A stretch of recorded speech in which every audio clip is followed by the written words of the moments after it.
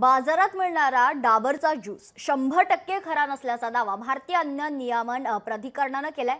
या संदर्भात FSSAIनं दिल्ली उच्च न्यायालयात एक प्रतिज्ञापत्र दाखल केलंय। डाबरच्या रिअल फ्रूट ज्यूसवरील 100% हे लेबल योग्य नसून त्यात पाणी मिसळलं जातं असल्याचा FSSAIनं खरं तर दावा केलेला आहे। अन्न सुरक्षा नियमांनुसार डाबरला त्यांच्या पॅकेजिंगवर 100% फळांचा रस लिहिण्याची परवानगी नसल्याचं FSSAI या संस्थेनं म्हटलेलं आहे। तर कंपनीचे हे पाऊल ग्राहकांची दिशाभूल करणार असल्याचं देखील संस्थेचं म्हणणं आहे। ज्यूस सारख्या उत्पादनांसाठी 100% हा दावा योग्य नसल्याचं या विभागाचं म्हणणं आहे।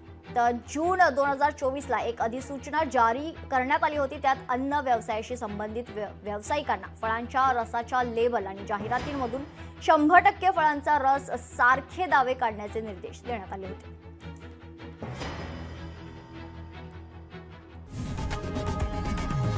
लोकशाही मराठी ऐका, पहा, जागरूक रहा।